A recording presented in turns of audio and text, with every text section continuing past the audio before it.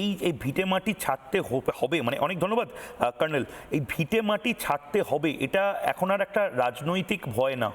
মানে বাংলার আমি এরকম বহু মানুষকে দেখছি যারা দূর দূরান্তর অবধি পলিটিক্যাল কোনো পার্টির সাথে যোগ রাখে না। ইনফ্যাক্ট টিভিতে বহু রিটায়ার্ড সরকারি অফিসার, বহু অবসরপ্রাপ্ত শিক্ষক আমার সাথে বহু সময় কথা বলেন যাদের দূর দূরান্তর অবধি রাজনীতির সাথে সম্পর্ক নেই। মানে তারা হয়তো আসানসোলে থাকেন, কোনো গভর্নমেন্ট হাউজিংয়ে, হয়তো দুর্গাপুরে থাকেন, হয়তো সল্টলেকে থাকেন, রাজারহাটে নিউ টাউনে হয়তো ছেলেমেয়ের সঙ্গে থাকেন।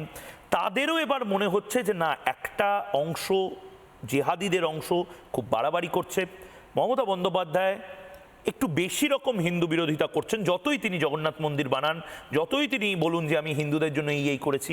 এবং 3 নম্বর যেটা, এই দাপাদাপি, জিহাদিদের দাপাদাপি যেটা বাড়ছে, এই কিলবিল করে রোহিঙ্গা বাংলাদেশি অনুপ্রবেশকারী যেভাবে দাপাদাপি শুরু করেছে, মোহাম্মদ ইউনূসের যেভাবে মোটিভেশন বাড়িয়ে দিচ্ছে এই পশ্চিমবঙ্গের কিছু অনুপ্রবেশকারী, তাতে সবচেয়ে বিপন্ন হবে বাঙালি মধ্যবিত্ত হিন্দুরা। তার কারণ আমরা দেখেছি একদম ভদ্র সভ্য কাশ্মীরি পণ্ডিতদের, দীপাঞ্জনদা, তারা সত্যিই তো মানে এত পড়াশোনা শিখে, গান বাজনা শিখে, তারা কি এবার অস্ত্র ধরে ঝগড়াঝাটি করতো? মৌলবাদী যারা রয়েছে তাদের সাথে, পাকিস্তানি মৌলবাদী যারা, তাদের সাথে যুদ্ধ করতে যেত? তারা শান্ত শিষ্টভাবে আঘাতপ্রাপ্ত হয়ে নিজেদের পরিবারের সদস্যদের হারিয়ে দিল্লি সহ গোটা পৃথিবীতে ছড়িয়ে পড়েছে। বাঙালি হিন্দুদের সাথেও হয়তো এটা আবার হবে, রিপিটেশন হবে, এই ভয়টা বাঙালি হিন্দুরা পাচ্ছে। কিন্তু এখন পরিস্থিতিটা কোন দিকে যাচ্ছে? বাংলাদেশ, আমি কনসার্নডই নই বাংলাদেশ বাংলাদেশ বাংলাদেশ বাংলাদেশের মাইক্রো লেভেলে কি হচ্ছে, আমি লার্জার পিকচারটা আপনার থেকে বুঝতে চাইছি দীপাঞ্জনদা। দেখো মই, প্রথমে আমি একটা কথা বলি, এই যে এই বাংলাদেশকে আমরা বলছি না, আমি মনে করি এটা বাংলাদেশের একটা অংশ, বড় অংশ, তারা ইসলামিক জেহাদি, মৌলবাদী জেহাদি। বাকি বাংলাদেশ আমার মনে হয় না পুরো বাংলাদেশ ভারত বিরোধী হয়ে গেছে বা জেহাদ নিয়ে নাচানাচি করছে। এবং এই যে রাজনৈতিক দলগুলো নির্বাচনের মুখে যাচ্ছে বা লড়াই করছে জিহাদিদের বিরুদ্ধে, আমরা তাদের সঙ্গে আছি, তাদের মনোবল যোগানোর জন্য আছি। এবার coming back to Bangla, Paschimbanga, দেখো সমস্যা হচ্ছে যে এটা পরিষ্কার বলি যে আমি এই কথাগুলো বলবো, এর জন্য হয়তো আমাকে অনেকে সাম্প্রদায়িক তকমা দেবে, আমি সাম্প্রদায়িক।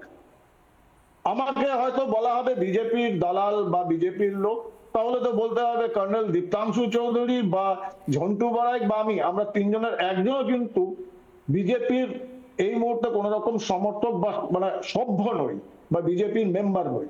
কেন বলছি? এবং এগুলো বলার জন্য যদি আমাদের বিজেপির বলা হয়, আমি গর্বিত।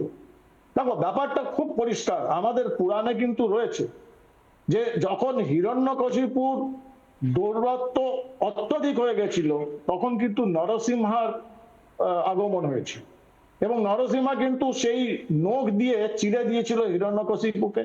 ইতিহাসে রয়েছে শিবাজি আফজল খাঁকে চিড়ে দিয়েছিল। আমার মনে হয় এটা কিন্তু এখন মমতা ব্যানার্জি ভয় পাচ্ছেন। না হলে তুমি একটা কথা বলো, 19 জন কলকাতার বুকে 19 জন রাজনৈতিকভাবে মনে করছেন যে মমতা বন্দ্যোপাধ্যায়ের এবারেই লাস্ট টার্ম এবং এটা হিন্দুদের সবচেয়ে বড় জাগরণ হতে চলেছে, ম্যাসিভ পরিত্রাণ। দেখো দেখো মৌমিক, এটা তো ভয় তো পেয়েছেন, কারণ উনি দেখছেন, নাহলে 19 জন, আমরা তো ছবিতে যে ছেলেটার মাথা ফাটিয়েছে তুমি তাকে বুকে জড়িয়ে ধরেছিলে, সেই ছেলেটা অ্যাটেম্প টু মার্ডার করতে যাচ্ছে বাংলাদেশ ডেপুটি হাই কমিশনে, এবং পুলিশকে দেখেছিল কেরম ভাবে লাঠি চালাচ্ছিল, যেন সুস্পষ্ট প্ররোচনায় আইন শৃঙ্খলা রক্ষার জন্য কোমরের নিচে লাঠি চালা, সেখানে মাথা ফাটিয়ে দিচ্ছে। এরকম 19 জনকে অ্যাটেম্প টু মার্ডার কেস দেওয়া হচ্ছে। এটা মমতার অর্ডার ছিল যে যারা হিন্দুরা বা সনাতনী হিন্দু সমাজ যখন প্রতিবাদ করবে, এত আতঙ্ক ফেলিয়ে দাও যাতে আর কেউ সাহস না পায়। এটা পরিষ্কার আইন শৃঙ্খলা রক্ষার জন্য নয়। কিন্তু সেটা কি লাভ হলো? মানে আমি বোঝার চেষ্টা করছি যে জেলের মধ্যে তো এদের মনোবল হয়তো ভেঙে দেওয়ার চেষ্টা হবে, কিন্তু এরা যখন বেরোবে এরা তো নায়কের মতন বেরোচ্ছে। না না, অবভিয়াসলি ময়ূক, এই ভুলটা চিরকাল সমস্ত স্বৈরাচারী শাসক করে এসেছে। আরে এরকম ভাবে কি ইরাককে দখল করে রাখতে পেরেছে আইসিস? সিরিয়াকে পেরেছে? বাংলাদেশেও পারবে না, আমাদের পশ্চিমবঙ্গেও পারবে না। আমাদের হিন্দুদের জেগে উঠতে হবে। আমাদের বাঘ নখ সবার কাছে আছে, বাট আমরা ওই একটা ভেলভেট গ্লাভস ওই ধর্মনিরপেক্ষতা, সহনশীলতার ভেলভেট গ্লাভসে ওটা লুকিয়ে রেখেছি, যেমন বেড়াল রাখে। এবার বার করতে হবে, কারণ আমাদের এটা আত্মরক্ষার সমস্যা, আমাদের ধর্ম সংকটে রয়েছে, আমাদের মেয়েরা, সন্তানেরা, আমাদের স্ত্রীরা, তারা সংকটে রয়েছে। এখনো যদি হিন্দুরা ঐক্যবদ্ধ না হয়ে আসে এবং তাদের রক্ত ঝরবে, রক্ত ঝরুক, প্রতিকটা রক্ত বিন্দু থেকে আমরা এগিয়ে আসবো। একদম। আমি দীপাঞ্জন দা, আমি ঠিক এই জায়গা থেকে আপনাকে একটু থামাচ্ছি, কারণ ঝন্টু বড়াইক এবং আমাদের সঙ্গে সন্ময়দাও যুক্ত হবেন। আমি আবারও বলছি, এটা ডিবেট নয়, এটা একদম বোঝার জায়গা। নানা ধরনের কন্টেন্ট দেখার জন্য লাইক করুন, শেয়ার করুন আমাদের ফেসবুক পেজ, সাবস্ক্রাইব করুন আমাদের ইউটিউব চ্যানেল। পাশাপাশি অন্যান্য ব্রেকিং নিউজের জন্য অবশ্যই চোখ রাখুন রিপাবলিক বাংলায়।